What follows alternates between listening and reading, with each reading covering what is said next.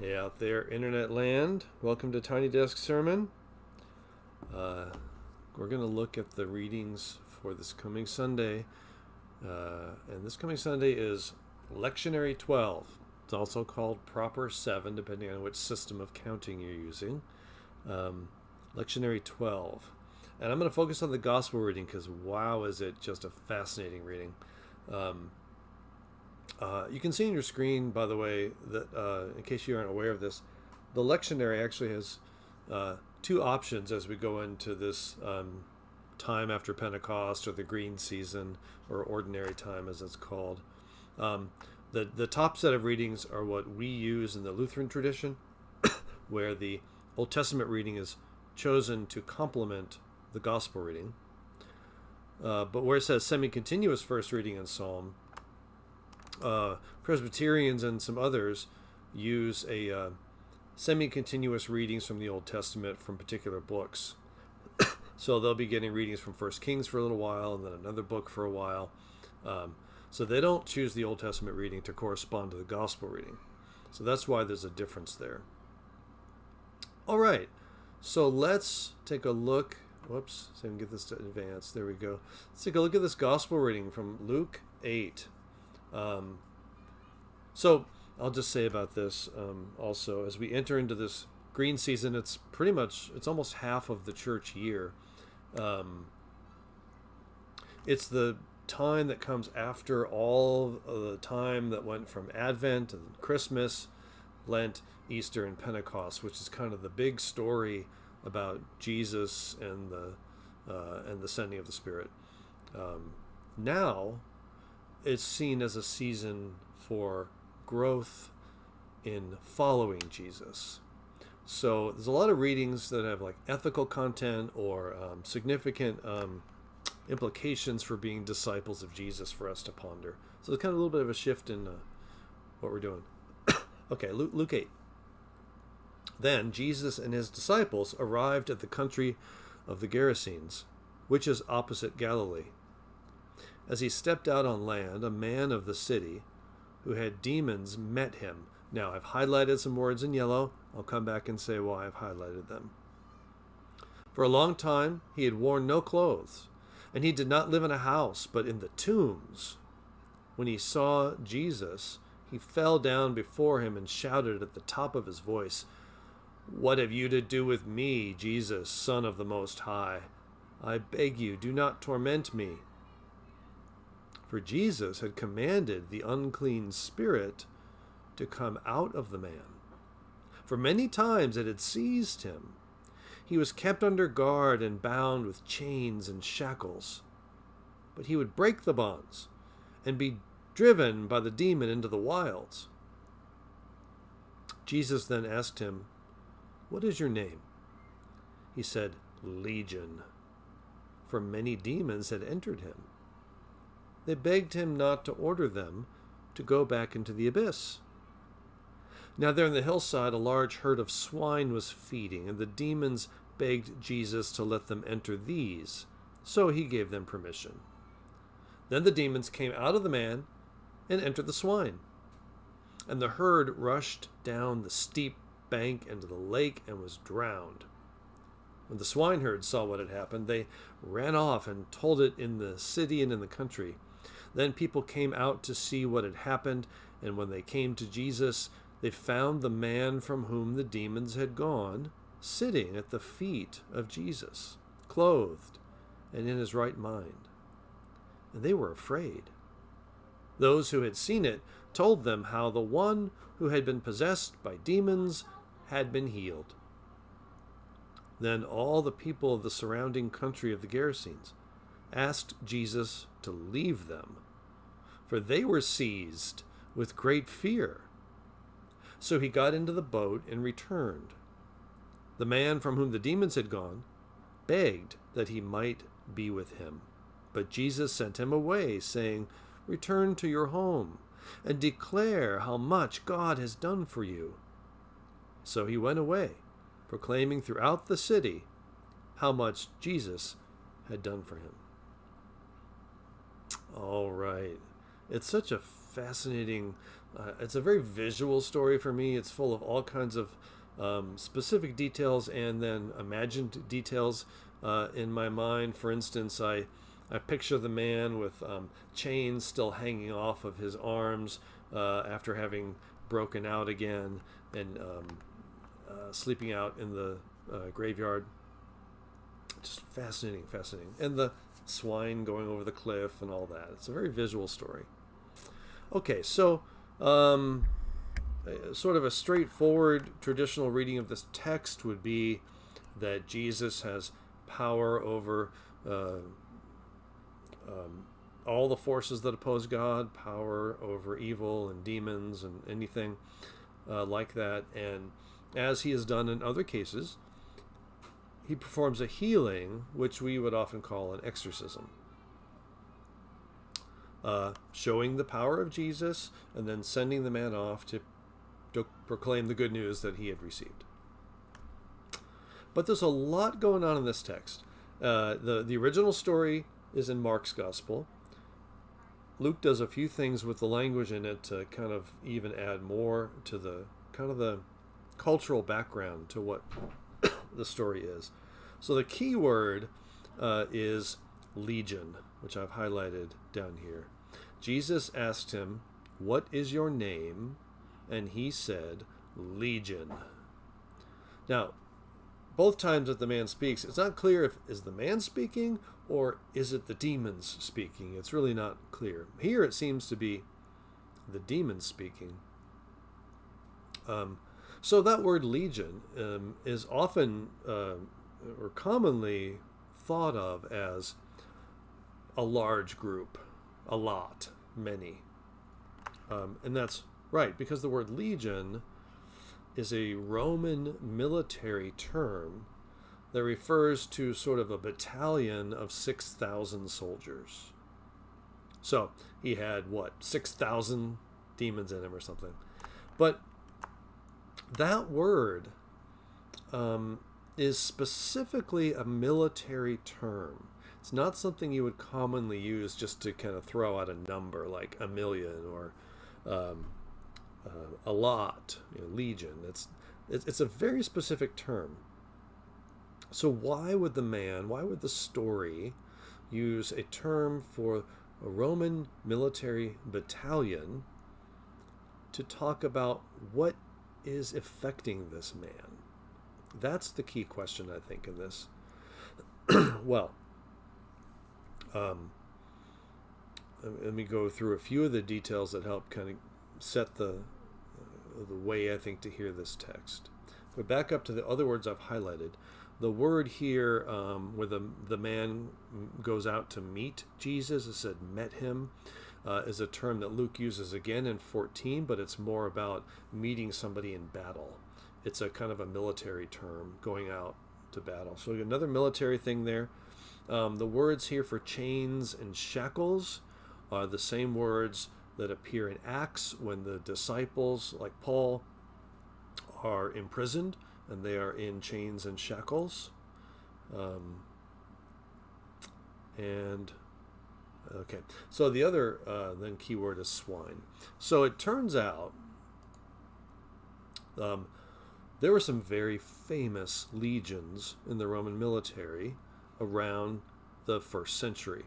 One of them was called the Legio Ex Fretensis, or the 10th Legion of the Strait. So you would have different groups of soldiers from a region, and they'd have a number for their legion or their battalion.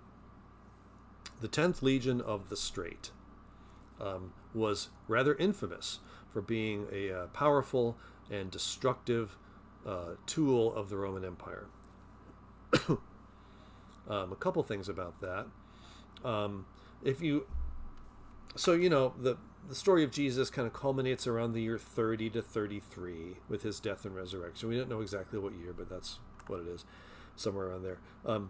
The writing of the Gospel of Luke probably took place in the 80s, maybe late 80s. Mark was probably around 70 AD. Matthew was probably in the early 80s, and Luke was probably late 80s to 90. And that's important to know how to hear the text, because there are things happening in the life of the community and of the world that impact how the story gets told. So this 10th Legion, which is so infamous, was central in what was called the First Jewish-Roman War, starting in the year 66, and they were a part of the attack on Jerusalem, the destruction of Jerusalem, which is so impactful in the life of Jews and the early church in the year 70.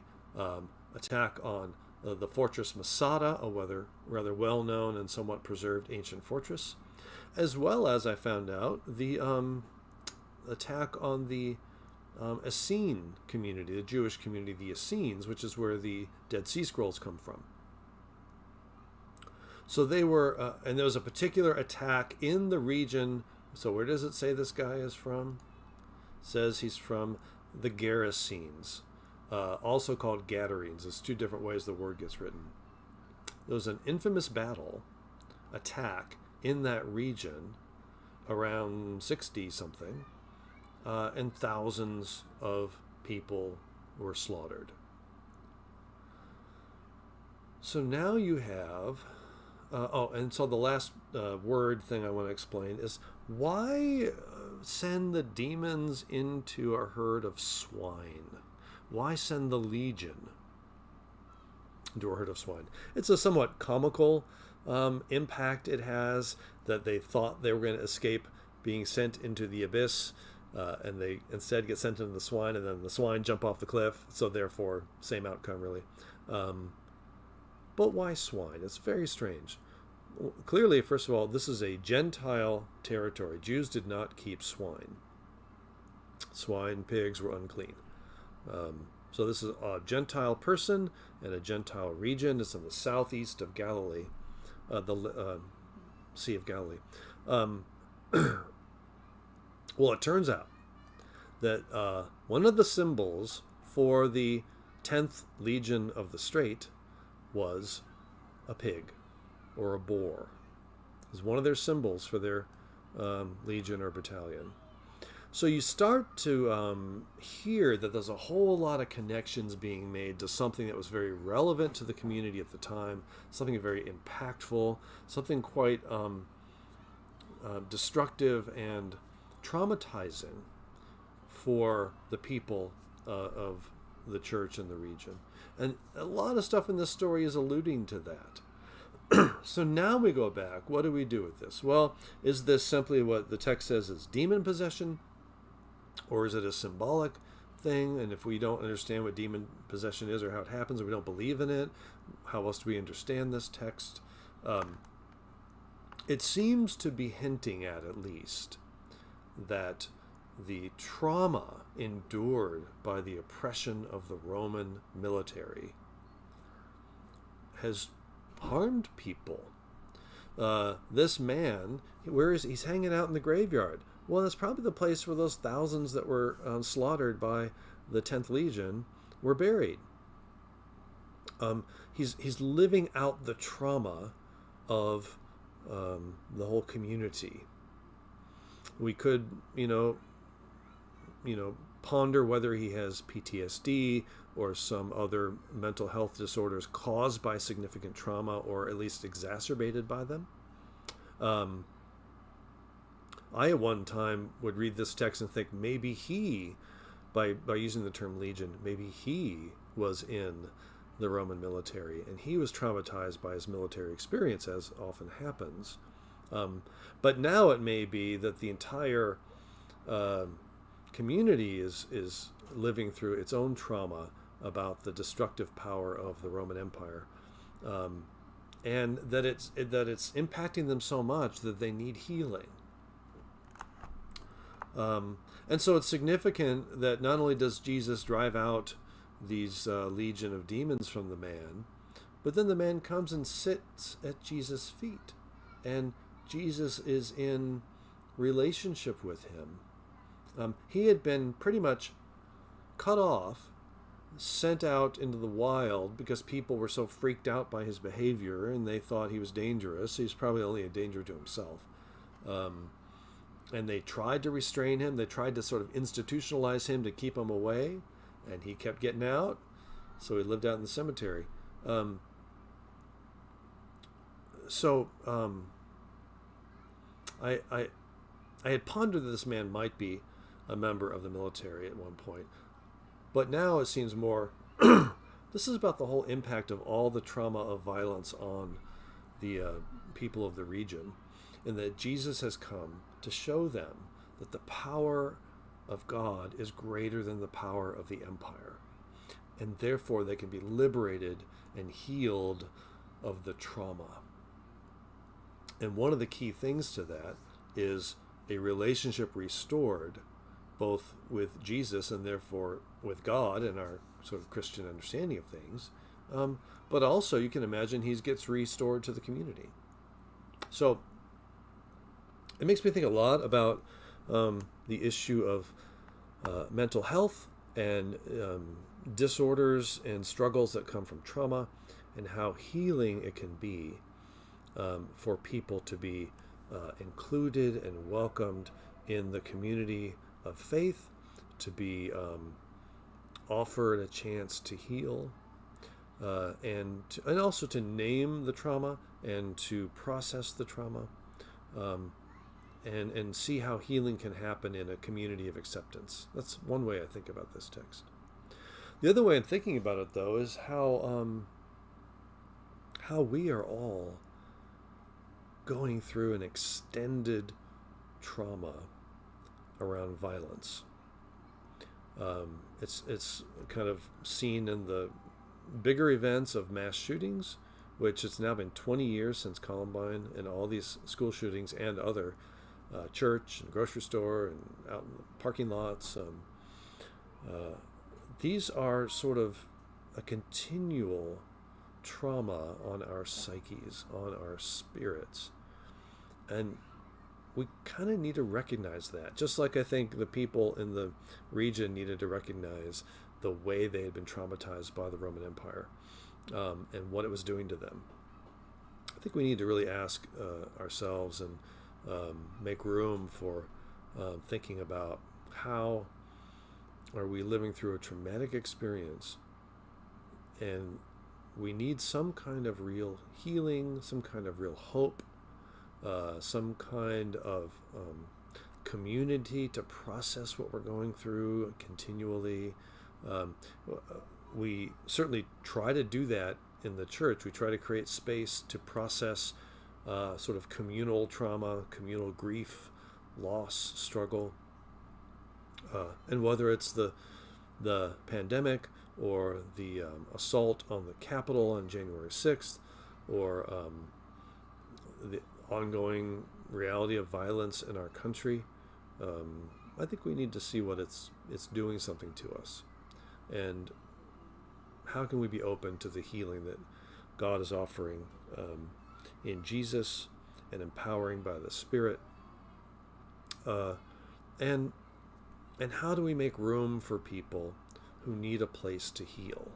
How do we not get freaked out by people whose either health issues or trauma have so affected their behavior that it's difficult to know how to be comfortable around them?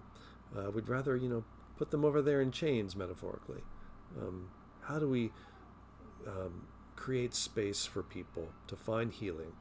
Because the creating of the space itself is part of the healing. The openness in a community for people to be broken is part of how people tend to their brokenness. And hopefully in the church, when we're at our best, we make room for people to be broken, because everyone is broken. And we all need healing of one sort or another, and at different times it's different kinds of healing.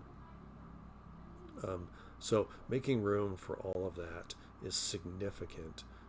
And we do it in the name of Jesus, who tells us that the power of God is greater than these powers that are traumatizing us. That is my take on this really profound and interesting text. I will be, last night I started my new adult forum called On the Way with Jesus. It'll continue on Zoom on Tuesday evenings. The dates are in the on the website and in the weekly email. And we'll continue to hope to see you on Sunday for worship, whether it's in person or on live stream. Also, the Sunday, the 26th of June, is our Pride Sunday. Let's just say there's going to be a lot of rainbow treats for hospitality. It's going to be a wonderful day to celebrate. Hope you can be with us, and hope to see you again next week for Tiny Desk.